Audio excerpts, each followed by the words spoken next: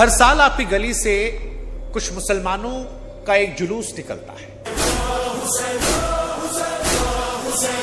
जो काले कपड़े पहनते हैं, नंगे पांव होते हैं और खुद को जंजीरों से मारते नजर आते हैं। ये मुसलमान उस आदमी के लिए रो रहे होते हैं जिसे मरे हुए 1400 साल हो गए, जिसकी कब्र हिंदुस्तान से 3000 किलोमीटर दूर है। लेकिन ये सभी मुसलमान नहीं होते, क्योंकि हर मुसलमान इस जलसे का हिस्सा नहीं होता। और फिर मन में सवाल आता है कि कौन से मुसलमान इस जुलूस का हिस्सा हैं, कौन से नहीं हैं।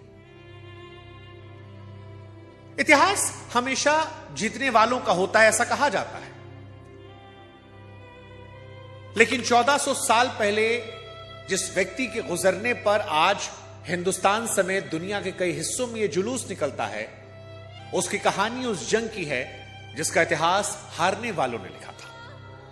वो साल था 680। इराक का एक वीरान मैदान, जहां एक तरफ 72 लोग थे और दूसरी तरफ एक पूरी सल्तनत की फौज। बीच में एक नदी जिसका पानी 3 दिन से बंद था। जंग सिर्फ 1 दिन चली, शाम तक 72 के 72 लोग मार दिए गए। अगर जंग के हिसाब से देखें तो यह पूरी हार थी, लेकिन 1400 सालों बाद जिस बादशाह ने वो जंग जीती, उस बादशाह का नाम कोई अपने बेटे को नहीं देता, कोई मुसलमान। और जिसने जंग हारी, उन हारने वालों के गम में करोड़ों लोग सड़कों पर उतर जाते हैं। अब सवाल कि वो कौन सी हार थी जो जीत से बड़ी हो गई? वो कौन सी जंग थी जिसने दुनिया के दूसरे सबसे बड़े मजहब को हमेशा के लिए शिया और सुन्नी में बांट दिया? और वो जो दावा आता है कि 72 लोग 1 लाख लोगों से लड़े, क्या वो सच है या इतिहास की किताबें कुछ और कहती हैं?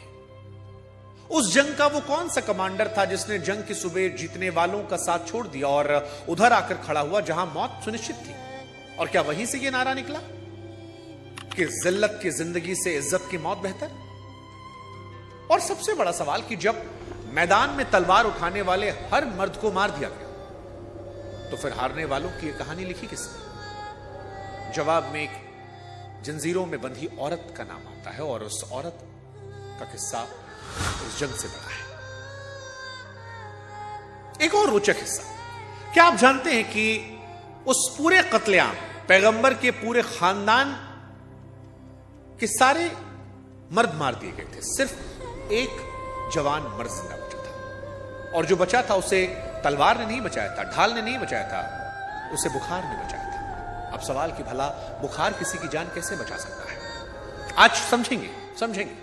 आज जानेंगे कि मुहर्रम में जो ताजिया निकलता है, जो मातम होता है, जो शिया सुन्नी का आप झगड़ा सुनते आए हैं, इनके पीछे कहानी क्या है? कैसे दुनिया के सबसे बड़े मजहबों में से एक इस्लाम शिया और सुन्नी में बंट गया?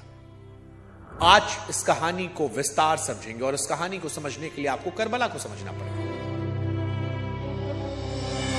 हाँ, एक यकीन हम आपको दिलाते हैं कि शुरू से आखिर तक इस कहानी में किसी का हम पक्ष नहीं लेंगे, सिर्फ वो बताएंगे जो इतिहास के पन्नों में दर्ज है, और जो भी दर्ज है वो सबूत के साथ आपके सामने रखेंगे। इस वीडियो का हर बड़ा दावा जिस किताब या दस्तावेज से हमने लिया है, उसका लिंक हमने डिस्क्रिप्शन में दे दिया है, ताकि नियत पर कोई सवाल ना हो, क्योंकि ये टॉपिक बहुत सेंसिटिव है, बहुत सेंसिटिव है। और कईयों का मानना था कि इस टॉपिक पर शुभांकर मिश्रा होकर वीडियो बनाना सही नहीं है, लेकिन हमें लगा कि जानकारी कभी खराब नहीं होती, और सच का सिर्फ एक वर्जन होता है, सच।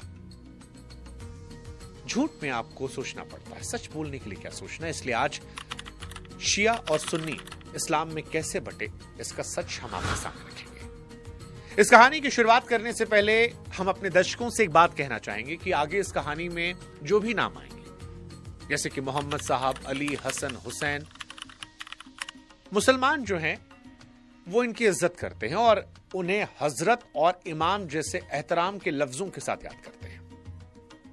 लेकिन कहानी की रवानी के लिए मैं आगे नाम लूंगा, पर एहतराम हर नाम के साथ आप शामिल समझिएगा,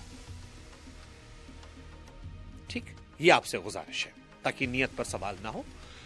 नमस्कार, मैं हूं शुभांकर मिश्रा, और इस कहानी की शुरुआत करें उससे पहले एक छोटी सी रिक्वेस्ट हमारी आपसे है, क्योंकि बहुत ही सेंसिटिव टॉपिक पर बहुत ही डिटेल्ड रिसर्च के साथ ये वीडियो हम बना रहे हैं। काफ़ी समय इसकी पढ़ाई लिखाई में हमने दिया।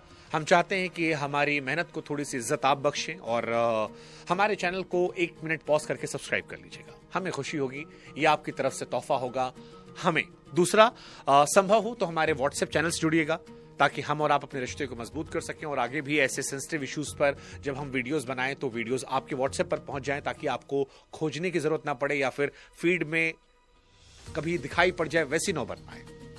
तो हमारे आपके रिश्ते को भी हम थोड़ा और बेहतर कर सकते हैं। ये आपसे गुजारिश है, कोई जबरदस्ती नहीं है। आपकी इच्छा हो तो हमारी मेहनत का शुक्राना कीजिएगा, नहीं है तो कोई बात नहीं। हम कहानी की शुरुआत करते हैं। एक ही नबी को मानने वाले शिया और सुन्नी में कैसे बटे, ये बहुत इंपॉर्टेंट है और इस कहानी को समझने के लिए पैगंबर की मौत से थोड़ा पीछे चलना पड़ेगा। एक ऐसी जगह जिसका नाम शायद आपने ना सुना हो, पर जिस पर आज भी सबसे बड़ी बहस टिकी है। नाम गदीर खुम। 16 मार्च 632 को पैगंबर मोहम्मद साहब अपनी आखिरी हज यात्रा से मदीना लौट रहे थे। रास्ते में गदीर खुम नाम की एक जगह पड़ती है जहां से अलग अलग रास्ते अलग अलग दिशाओं में जाते थे, यानी वो जगह